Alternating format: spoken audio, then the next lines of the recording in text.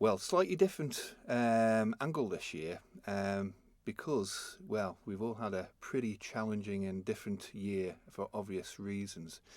And what I had to consider is what impact is going to happen on the licensed premises and nighttime economy this Christmas. And I can't really compare it to last Christmas because we're in such a unique position on the Isle of Man where we're able, touch wood, to continue to go out and socialise and have a good time. And I think there are going to be a lot of people out who want to be glad to see the back of 2020. I know I will be. And so I'm anticipating it's going to be quite a busy festive period. But having said that, we want it to be a safe one. We want people to go out and enjoy themselves, but we want it to be a safe one. We want the public to be safe. We want those who work in a nighttime economy to be safe too. So the message this year is about showing respect. Now, previous years is a lot about talking about a lot of do's and don't do this and I don't do that. Now, this angle is a completely different way of looking at it. And I have my 4-year-old daughter, Felicity, and Ballasella Primary School to thank for an idea that jumped into my head. Because my daughter came up to me one day, having just started school, saying she's working towards her respect badge. And I remember saying to her that it's extremely important to have respect for people. People come from different backgrounds and different cultures, and you have to be respectful to people no matter what. And that's when I had a bit of a light bulb moment on the top of my head, thinking, maybe that's what's lacking in some people when they go out and enjoy themselves and not respecting those who are working to keep them safe, and also respecting themselves and the consequences of being abusive in terms of alcohol. And I had a bit of a vision here to start a bit of a campaign, but I didn't want it to look like a police or government campaign, because it doesn't work when it's just like that. It's very clinical. So I have invited a number of partners who work in the nighttime community, so such as the LVA from the pub trade, the taxis, the security trade and the bus trade, and also not forgetting the off-licensing trade as well, to get together and think of how we can work together to come up with this, build on this initiative to for us all to have a great and safe festive period. So we've all bundled together, and it's been quite a very fast moving work. Helen and Brearley have been very supportive and assisting us with helping designing of posters and stuff. So I'm very grateful to them, and to be able to put forward a respect campaign. And the aim is very, very simple: for people to respect those who are working to keep you safe and respect yourself. You talked there about the lack of respect some people show when they do go out. What are the typical problems you see, particularly in the run-up to Christmas?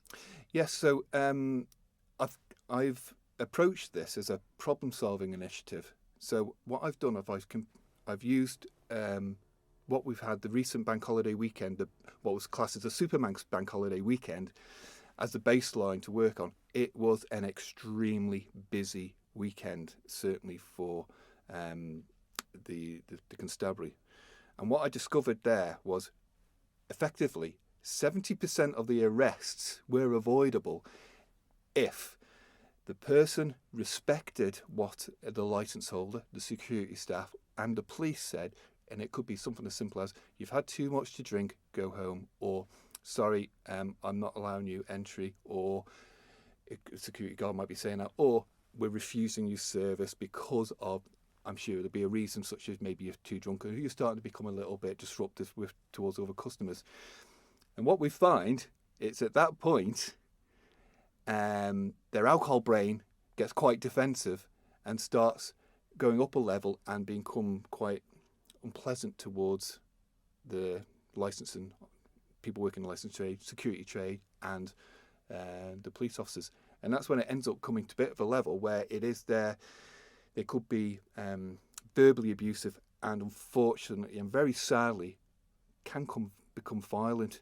And I've seen police officers punched, kicked, spat at, and also I've seen similar in terms of security guards. And that's always going to end up in an arrest. I hope that is not what we are going to expect this Christmas. But this initiative is a way of planning and hoping to reduce the chances of that happening. And you touched on it a bit already, but the Isle of Man probably is one of the few places in the British Isles that is going to have the office Christmas party period this year. Are you a bit concerned about the novelty aspect of that? People maybe just go a bit too far? There's going to be a degree of concern, but why not go out and enjoy yourself? Everyone deserves to go out and have a great time. There's often a not that with the Christmas party, people might go out that would not normally go out, so there might be a degree of peer pressure from other people to maybe drink a bit more than you do, or do stuff that you wouldn't normally would do. That's the way of life. It's a case of just knowing your limits, and when you start to realise maybe you're starting to step over the mark a little bit, then you just might, hopefully the little voice in your head say, I need just to step back and think what I'm doing, or somebody who is maybe the designated driver's not drinking, or someone in the license trade might give you a little bit of advice, might need to calm down, crack on. They don't, might want to have a soft drink for your next drink instead of an alcohol beverage.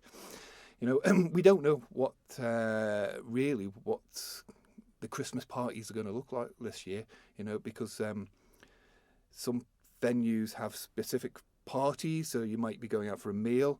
But also, I'm hearing there's a bit of a trend that some organisations are giving their employees some money and say, go out and enjoy yourself. So it might end up being what I'd probably traditionally call as a pub crawl, which is fine. It's not a problem at all. So, the actual festive period in terms of people going out and for the works parties may look a little bit different from previous years. Now, you're launching the Respect campaign now. We probably are still a couple of weeks off that build up to the busy Christmas period. Is it important that people are planning and thinking ahead and just generally making sure they know what is going to happen when they go out? Yes, it is important. And the reason we're doing it now, we're going to start the official launch tomorrow to coincide with Douglas Christmas lights turn on, late night shopping, and Christmas parties are starting. So I know we often give the same message, but the simple same message we give every year, it is try and plan your journey and plan your journey back. There are some really good public transport out there. We are producing a taxi and bus timetable and information table for the night owls, and also another taxi numbers on there so you know how to book a taxi. And I also want people to think about what they drink before they go out to the party. What we often find is taxi drivers are bringing drunk people out. Used to be a stage where they're bringing drunk people home. So, and I don't want it to be a lecture. It's just about a little bit of awareness. When you're getting ready to go out and to enjoy your well-deserved Christmas party or whatever, think how much, if you're spirits you're pouring yourself, is it actually a double or a single, or is it effectively going to be a 4 shots you just poured yourself and you've ended up going out quite intoxicated, which might cause issues for you later down the line.